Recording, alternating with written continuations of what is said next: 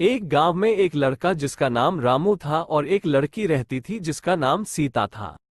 वो दोनों नदी के पास रोज मिलते थे। रामू और सीता एक दूसरे से बहुत प्यार करते थे और दोनों हंसी खुशी से झूमते और एक दूसरे को पकड़कर खेलते और बहुत देर तक डांस करते थे। डांस करते करते समय कब बीत गया उनको पता ही नहीं चलता था और घर जाने में लेट हो जाते थे। ऐसे ही कई दिनों तक चलता रहा। सीता और रामू रोज अपने अपने घर से नदी के लिए निकलते और वहां जाकर खूब मस्ती करते, डांस करते और घर जाते। ऐसा करते करते कई महीने बीत गए। फिर कुछ दिनों बाद सीता के चाचा को उन दोनों के बारे में पता चला और उसके चाचा ने सीता को बहुत मारा।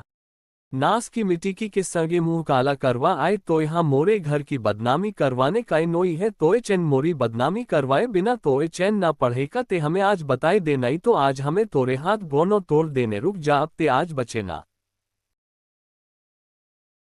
उसके चाचा ने सीता को बहुत मारा और घर से बाहर निकलना बंद कर दिया और उन दोनों का मिलना बंद हो गया। फिर वो दोनों बहुत दुखी रहने लगे। कई दिन बीत गए, उन दोनों ने एक दूसरे को देखा तक नहीं और फिर उन दोनों ने सोचा कि हमें एक टाइम तय करना होगा कि हम लोग एक दूसरे को देख सके। तो उन दोनों ने एक दूसरे को लेटर भेजा और उसमें एक टाइम बताया कि इस टाइम पर तुम मेरे घर के बाहर आया करो। फिर रामू रोज उसी टाइम पर सीता के घर के बाहर आने लगा और वो दोनों एक दूसरे और देखते और इशारों से बातें करते। वो दोनों फिर से खुश रहने लगे और रोज वो दोनों ऐसे ही मिलते थे।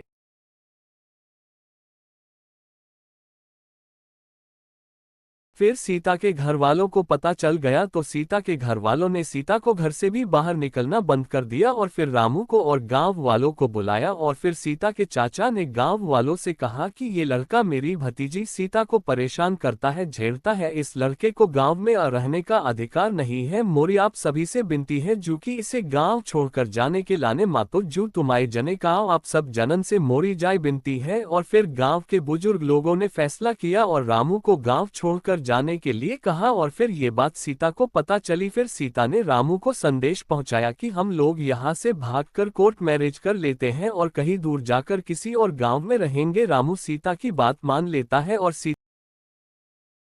और फिर उन दोनों ने तय किया कि अब उनको ये लोग चैन से जीने नहीं देंगे। और फिर सीता और रामू ने सोचा कि अब उन दोनों को भागकर शादी करनी पड़ेगी और कहीं दूर जाकर रहना पड़ेगा। और फिर उन दोनों ने भागकर पास की अदालत में जाकर कोर्ट मैरिज की और खुशी से रहने लगे। चैनल पर नए हो तो चैनल को सब्सक्राइब करें और पार्ट 2 देखना चाहते हैं तो कमेंट में पार्ट 2 लिखें।